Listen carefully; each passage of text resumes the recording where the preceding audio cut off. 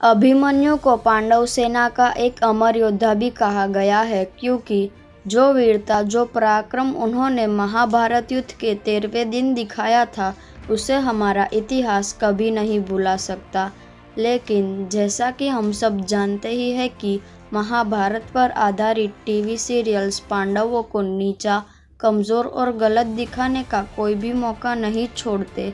यहाँ तक कि अपनी टीआरपी के लिए वो लोग तो कौरवों को नायक और पांडवों को खलनायक भी बना दे। आज हम जानेंगे कि अभिमन्यु वध क्या था और इन टीवी सीरियल्स ने इसे क्या बना दिया। आप सबको हमारा नमस्कार। आपके अपने चैनल ओमकार में आपका स्वागत है। अगर अभी तक हमारे चैनल को सब्सक्राइब नहीं किया तो जल्दी से कर लीजिए और बेल आइकन भी प्रेस कर दीजिएगा ताकि आपको नोटिफिकेशन मिलती रहे। सबसे पहले हम बात करेंगे स्टार प्लस महाभारत की। तो इसमें ऐसा बताया गया है कि चक्रव्यूह में प्रवेश करते ही अभिमन्यु स्वयं ही अपना रथ त्याग देते हैं। तदंतर कर्ण और द्रोणाचार्य अपने बाणों से अभिमन्यु को भूमि में गिरा देते हैं। तत्पश्चात मामा शकुनी, अश्वत्थामा और दुशासन रथ से उतरकर अभिमन्यु पर तलवार से प्रहार करने के लिए आते हैं और अभिमन्यु केवल रथ के पहिए से ही उन सब को घायल कर देते हैं। तब दुर्योधन भी अभिमन्यु को और अधिक पीड़ा देने आते हैं। तब महारथी कर्ण को अभिमन्यु पर दया आ जाती है और वे अभिमन्यु की मुक्ति के लिए उसका वध कर देते हैं।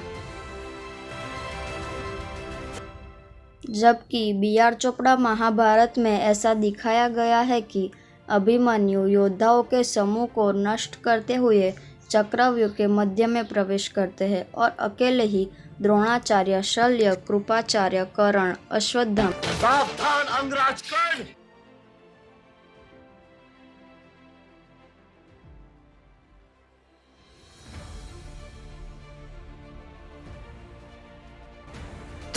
तब अभिमन्यु गुरु द्रोण से द्वंद्व करने के लिए आग्रह करते हैं। हे श्रेष्ठ ब्राह्मण, हे भारद्वाज, क्या ये नियम नहीं बना था कि एक योद्धा से एक योद्धा ही युद्ध करेगा? परंतु जब दुर्योधन नहीं मानते, तेरी मृत्यु निश्चित है। तब अभिमन्यु अकेले ही कर्ण, अभिमन्यु के वचनों से कुपित हो सभी योद्धा पुनः उस पर तलवार से प्रहार करते हैं और अभिमन्यु अपने प्राण त्याग देते हैं। तब अभिमन्यु के वध से प्रसन्न हो सभी कौरव महारथी सिंहनाद करने लगते हैं। जबकि सूर्यपुत्र कर्ण में तो कुछ अलग ही कहानी है। इसमें ऐसा बताया गया है कि कौरव सेना के सैनिक स्वयं ही अभिमन्यु को चक्रव्यूह में प्रवेश करने देते हैं। तदंतर महारथी को सामने देख वो सब पर बाण चलाने लगते हैं। तदंतर द्रोणाचार्य उसके रथ को नष्ट कर देते हैं और अभिमन्यु पृथ्वी पर गिर पड़ते हैं।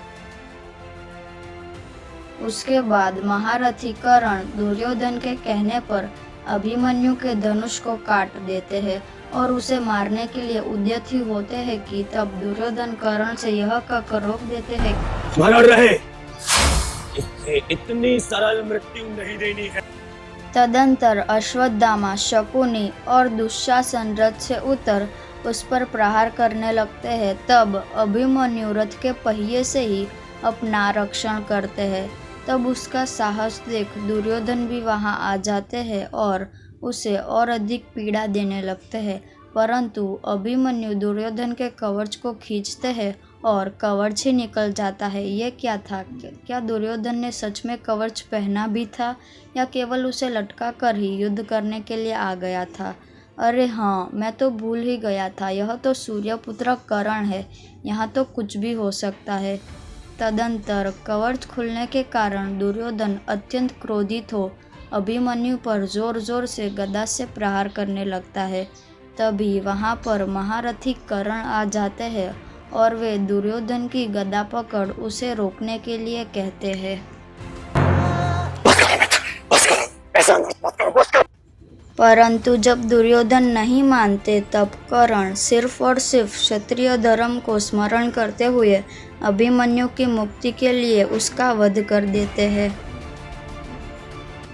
सच में दोस्तों, आप सभी को कर्ण जैसा ही बनना चाहिए, क्योंकि आप खुद ही देख लीजिए कर्ण ने बी.आर. चोपड़ा महाभारत से कितना कुछ सीखा। जैसे कि 1988 में बनी बी.आर. चोपड़ा महाभारत से वे समझ गए थे कि जो उन्होंने अभिमन्यु के साथ किया वह छल था, अधर्म था।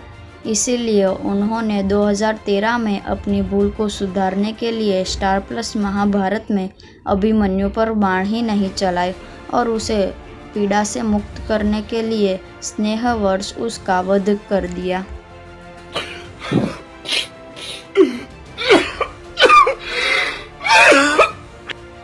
इन सब के बावजूद कर्ण के महान हृदय को संतुष्टि नहीं मिली। इसीलिए उन्होंने 2015 में अपनी भूल को सुधारने के लिए सूर्यपुत्र कर्ण में दुर्योधन को भी अभिमन्यु का वध करने से रोका। और जब दुर्योधन नहीं माने तब सिर्फ और सिर्फ अभिमन्यु की मुक्ति के लिए कर्ण ने उनका वध कर दिया।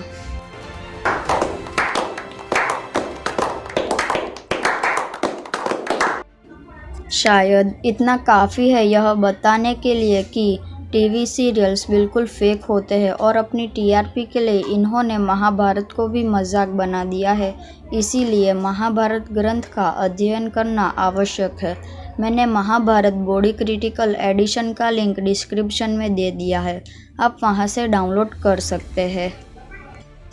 और हाँ, महाभारत के दृष्टिकोण से देखा जाए तो इन सब में से किसी भी टीवी शो में अभिमन्यु वध को सही तरीके से नहीं दिखाया गया। हाँ, कहीं ना कहीं बी.आर. चोपड़ा महाभारत में अभिमन्यु वध को थोड़ा बहुत सही दिखाया गया है। चलिए अब जान लेते हैं कि अभिमन्यु वध असलियत में कैसे हुआ था। और हाँ, हम इस वीडियो में अभिमन्यु वध को संक्षेप में ही प्रस्तुत करेंगे। महाभारत महाकाव्य के अनुसार अभिमन्यु ने चक्रव्यूह में प्रवेश करके कर्ण, द्रोणाचार्य, कृपाचार्य, शल्य, दुर्योधन, दुशासन और शकुनि इन सब को अकेले ही परास्त किया था। जब पूरी कौरव सेना मिलकर भी अभिमन्यु को परास्त नहीं कर पाई तब कर्ण गुरु द्रोण से इस प्रकार बोले, इससे पहले कि यह हम सबको मार डाले, आप शीघ्र ही बताइए कि इसका वध किस प्रकार किया जाए। तब गुरु द्रोण बोले, क्या तुम्हें इस अभिमन्यु में कोई भी दुर्बलता नजर आई? देखो कर्ण, यह योद्धा सभी दिशाओं में विचर रहा है, यहाँ तक कि इसने अपने बाणों द्वारा मुझे भी महान कष्ट दिया है। मैं युद्धस्थल में गांडीवधारी अर्जुन और इस अभिमन्यु में कोई भी अंतर नहीं देख पा रहा। तदंतर कुछ समय बाद पुनः कर्ण अभिमन्यु के बाणों से घायल हो द्रोणाचार्य से इस प्रकार बोले, मैं अभी भी इस युद्ध भूमि में इसीलिए खड़ा हूँ क्योंकि यह एक क्षत्रिय धर्म है। तब गुरु द्रोणाचार्य ने कहा, अभिमन्यु का कवच अभेद्य है, मैंने ही इसके पिता को कवच धारण करने की विधि बताई थी, यह वीर अवश्य ही इस विधि को जानता है। परंतु मनोयोग पूर्वक चलाए गए बाणों से इसके धनुष को नष्ट किया जा सकता है। तुम यह कर सको तो यह करो। धनुष के साथ तो इसे संपूर्ण देवता और असुर भी नहीं जीत सकते। यदि तुम्हें इसे परास्त करना ही है तो इसके रथ और धनुष को नष्ट कर दो। तब कर्ण अभिमन्यु के धनुष को काट देते हैं, साथ ही साथ कृपाचार्य और कृतवर्मा उसके सारथी और घोड़ों को भी मार देते हैं। परंतु अभिमन्यु अपनी तलवार और ढाल से ही उन सब महारथी पर प्रहार करते हैं।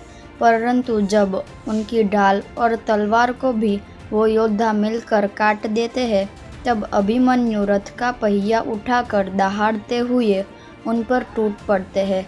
तदंतर सर से लेकर पैरों तक बाणों से बींधे हुए अभिमन्यु की छाती पर दुशासन के पुत्र ने गदा से प्रहार किया और अभिमन्यु वहीं भूमि पर गिर पड़े। इस तरह से उन 6 महारथियों ने मिलकर उस निहत्थे योद्धा की बेरहमी से हत्या कर दी।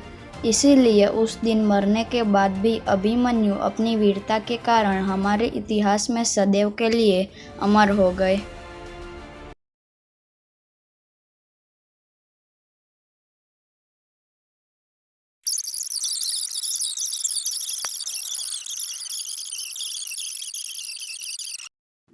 जैसे कुछ टीवी सीरियल ने अपनी अलग ही महाभारत बना दी है, बिल्कुल वैसे ही कुछ यूट्यूब चैनल की भी अपनी अलग ही महाभारत है। जैसे कि मायावी अस्त्र यूट्यूब चैनल और विध्वंसकारी यूट्यूब चैनल, इनकी तो अपनी अलग ही महाभारत है।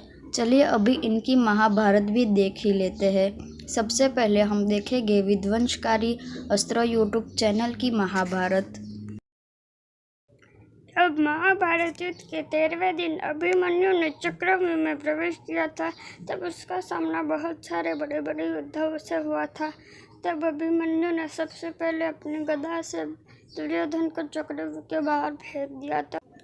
अपनी गदा के प्रहार से दुर्योधन को हवा में उछाल डाला। तब महारथी कर्ण को बहुत क्रोध आया और फिर उन्होंने अभिमन्यु को अपने ब्रह्मास्त्र अस्त्र से पूरे चक्रव्यूह के बाहर ही फेंक दिया। उसके बाद अभिमन्यु जब चक्रव्यूह में वापस आए तब उनको बड़ा क्रोध हुआ और फिर उन्होंने एक एक करके सब पर अपने ब्रह्मास्त्र से प्रयोग किया। फिर एक एक करके जब सब पर ब्रह्मास्त्र चला तो फिर सब के सब घायल हो गए और बेहोश भी हो गए थे। तब अभिमन्यु ने बड़ी ही आसानी से उस चक्रव्यूह को नष्ट कर दिया। लेकिन जब धीरे धीरे सब लोग वापस होश में आने लगे तो फिर सब ने एक एक करके अभिमन्यु पर कितने ही दिव्यास्त्रों का प्रयोग किया, जिससे कि अभिमन्यु का वध हो गया। आशा है आपको एक वीडियो पसंद आई होगी। लाइक करें, शेयर करें और चैनल को सब्सक्राइब अवश्य करें। अलविदा। मुझे तुम्हारा मुंह बिल्कुल नहीं पसंद आया। तू अभिमन्यु अर्जुन और सुभद्रा का पुत्र था। वे अत्यंत शक्तिशाली और एक वीर योद्धा था। आज हम अभिमन्यु वध के बारे में जानेंगे। महाभारत युद्ध के 13वें दिन जब अभिमन्यु ने चक्रव्यूह में प्रवेश किया तब उसका सामना कर्ण, गुरु द्रोणाचार्य और दुर्योधन जैसे कितने ही बड़े बड़े योद्धाओं से उसका सामना हुआ। लेकिन अभिमन्यु ने केवल अपने एक ब्रह्मशीर अस्त्र से ही पूरी की पूरी कौरव सेना को बेहोश कर दिया। अपने एक ब्रह्मशीर अस्त्र से ही पूरी की पूरी कौरव सेना को बेहोश कर दिया। अपने एक ब्रह्मशीर